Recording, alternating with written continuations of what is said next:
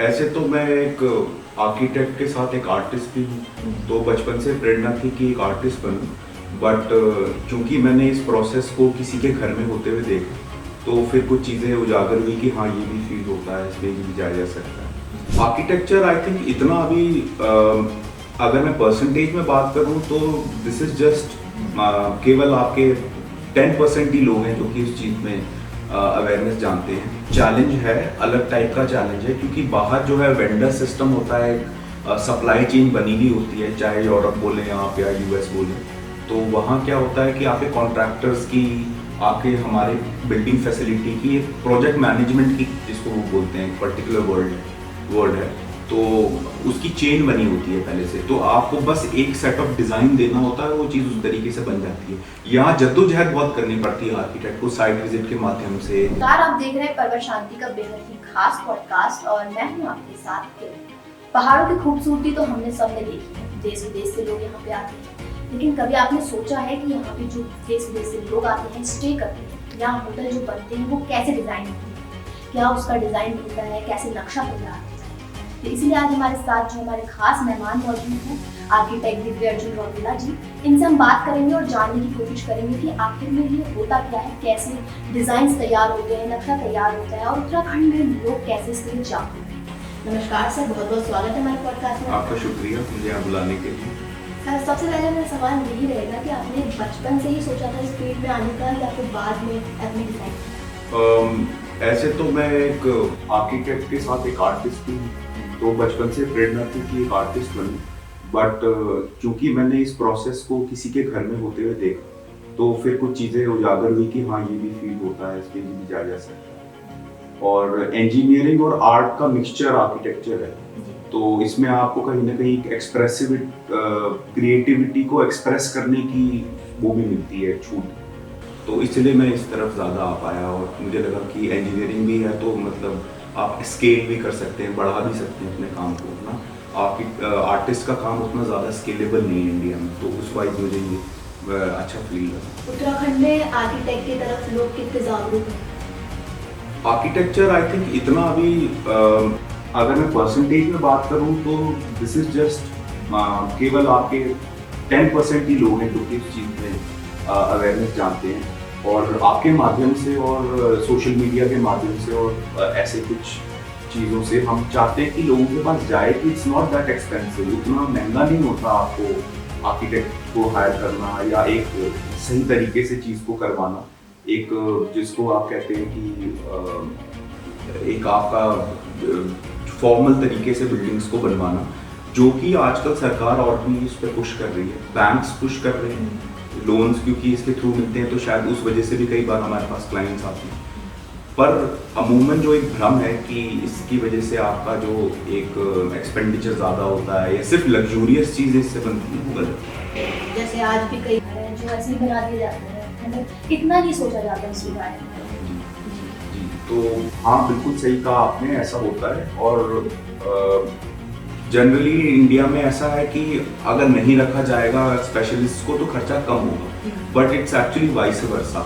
अगर आपकी एक नॉर्मल अच्छे क्वांटिटी की बिल्डिंग है, जनरली आज के ज़माने में तो एक्सपेंडिचर स्टार्ट्स फ्रॉम 30-40 लाख, आदमी घर बनाना स्टार्ट करता है सिंगल फ्लोर का, तो उसमें much of the cost is saved by us, क्योंकि जो आप प्रॉब्लम्स या जो आप चेंजेस कराते हैं ऑन साइट, आप चेंज कराते हैं बिल्डिंग्स में कि मुझे ऐसी खिड़की चाहिए, ऐसा सीढ़ी चाहिए, ऐसी चीज़ चाहिए, वो प्रॉब्लम्स और चेंजेस हम कंप्यूटर्स में पहले ही आपको करके दे देते हैं। तो वो कहीं ना कहीं आपके चेंजेस का पैसा बचाता है, आपके विजन का पैसा बचाता है, और नेचुरली आपके लिए सनलाइट वाइज, वास्तु का इन्वॉल्वमेंट और बाकी सारी चीज़ों के अकॉर्डिंग भी एक आपको एक अच्छी चीज़ मिल पाती है, एक ओवरऑल अच्छा पैकेज मिल पाता है। जैसे अगर हम बात करें मिडिल क्लास लोग की या कॉमन पीपल की, तो उनको इतना आइडिया नहीं रहता कि ये सब चीज़ भी होती है। आज भी ऐसे कई जगह हैं जो सोचे कि हम पहले अपने घर का नक्शा तैयार करें फिर उसके बाद घर बनाएं, तो उनके बारे में क्या कहना चाहिए? जी, बिल्कुल सही बोला आपने। एक्चुअली इस चीज़ पे तो मैं और पुश करना चाहूँगा, बोलूँगा कि देयर आर ऑलवेज पैकेजेस, ऐसे ही पैकेज होते हैं कि ज़रूरी नहीं है कि सिर्फ बड़े ही या महंगे ही प्रोजेक्ट्स में वो करा जाए। सस्टेनेबल हाउसिंग और क्या कहते हैं जिसको हम पर्टिकुलरली EWS इंग्लिश में बोलते हैं, ये गवर्नमेंट के द्वारा भी इनिशिएटेड प्रोजेक्ट्स हैं। बहुत अच्छे आर्किटेक्ट्स हैं, जैसे लॉरी बेकर हैं, BV जोशी हैं, इंडिया के काफ़ी ऐसे आर्किटेक्ट्स रहे हैं जिन्होंने नीचे तबके के लोगों के लिए भी मदद करी है। तो इसमें ज़रूरी नहीं है, देखिए कुछ चीज़ आपने मैं एक छोटा सा एग्जांपल देना चाहूँगा। आपने देखा होगा एक कोई ट्राइबल व्यक्ति होता है, उसका घर होता है, या एक नॉर्मल किसी का रेगुलर घर होता है जो कि इतना अच्छा नहीं बनता, तो आप देखेंगे सफाई और कला के अकॉर्डिंग ट्राइबल व्यक्ति का घर काफ़ी सुंदर दिखता है, पर वो कहीं कोई पढ़ा लिखा तो है नहीं, उसने वो चीज़ सीखी तो है नहीं। बट तो ये एक बहुत बड़ा प्रमाण है कि कोई चीज़ सुंदर और अच्छी बनाने के लिए पैसा होना ज़रूरी नहीं है, सफाई कला पैशन होना ज़्यादा ज़रूरी है। तो अगर आपके अंदर पैशन है, आप चाहते हैं, तो आप यू कैन ऑलवेज अप्रोच। हमेशा उसमें ऊपर नीचे छोटे मोटे पैकेजेस होते हैं। सारे आर्किटेक्ट्स का मैं वो नहीं दे सकता कि सारे ही कम पैकेज में काम करेंगे, बट डेफिनेटली मार्केट में बहुत अच्छे आर्किटेक्ट्स भी हैं और गवर्नमेंट की तरफ से भी इनिशिएटिव्स हैं जो कि हर किसी को वो चीज़ का मौका देते हैं। जैसे इंडिया और फॉरेन की बात करें तो कंपैरिजन कितना है और डिफिकल्टीज कितनी है? देखिए मैं ये चीज़ ज़रूर बोलूँगा कि डिफ़िकल्टीज एक चैलेंजेस बोलूँगा, मैं डिफ़िकल्टीज भी नहीं बोलूँगा।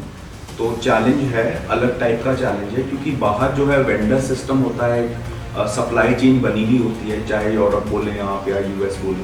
तो वहाँ क्या होता है कि आपके कॉन्ट्रैक्टर्स की आके हमारे बिल्डिंग फैसिलिटी की एक प्रोजेक्ट मैनेजमेंट की, जिसको वो बोलते हैं पर्टिकुलर वर्ड है, तो उसकी चेन बनी होती है पहले से। तो आपको बस एक सेट ऑफ डिज़ाइन देना होता है, वो चीज़ उस तरीके से बन जाती है। यहाँ जद्दोजहद बहुत करनी पड़ती है आर्किटेक्ट को, साइट विजिट के माध्यम से।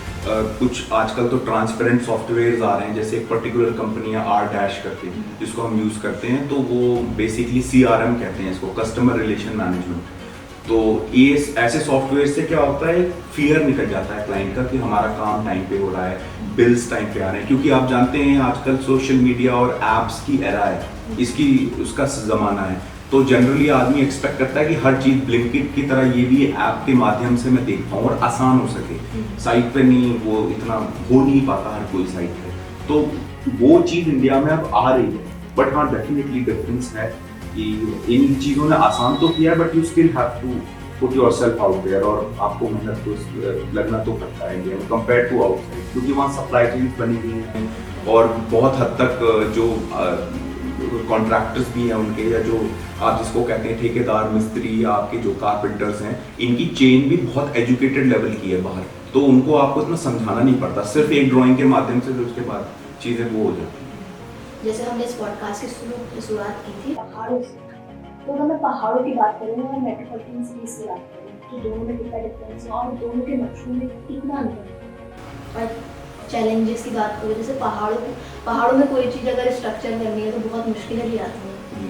देखिए सबसे पहले तो मैं ये बोलना चाहूँगा कि एक बहुत गलत प्रैक्टिस भी होती है कि हम लोग जिसको कहते हैं फ्लोर हाइट और उस जो कुछ नियम होते हैं पर्टिकुलरली हमारे बिल्डिंग कानून के, बिल्डिंग कोड के, तो वो हालांकि गवर्नमेंट ऑफ इंडिया के द्वारा कई चीज़ें सुनिश्चित भी की जाती हैं कि ये इस हिसाब से कोड फॉलो करना है, बट वो कुछ जगह पहाड़ों में फॉलो नहीं होती।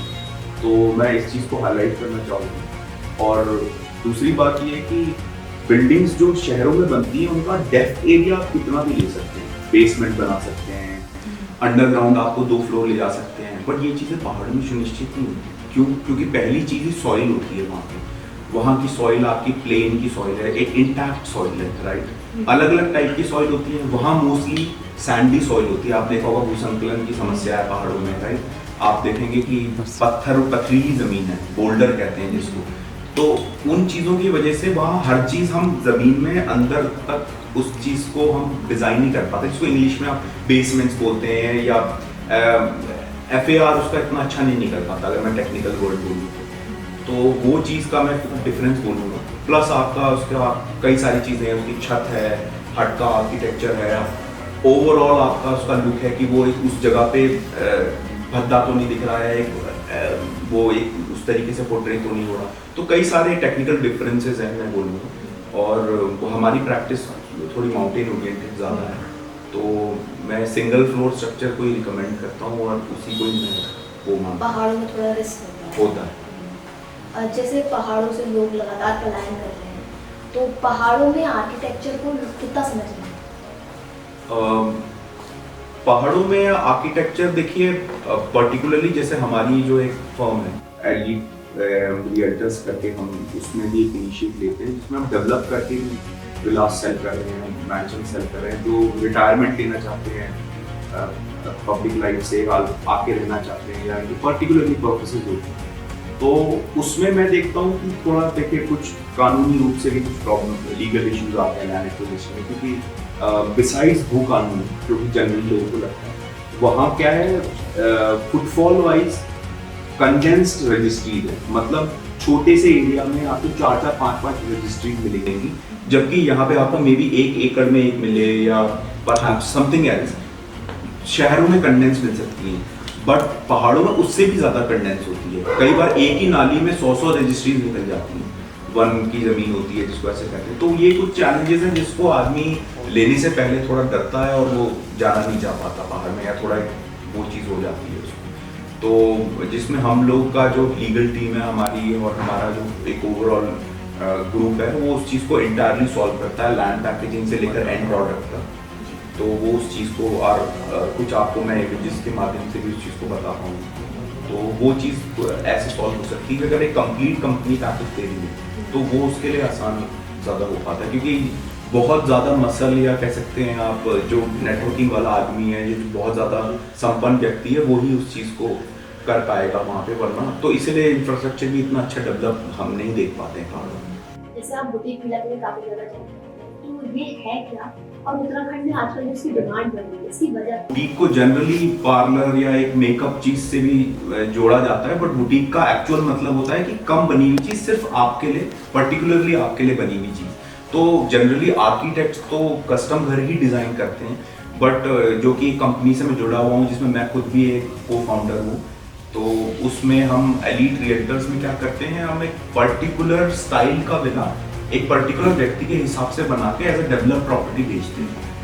तो उसमें लैंड लीगैलिटीज, जो आपकी सारी प्रॉब्लम्स है, सारी चीज़ें हम विद इन 1.5 years to 1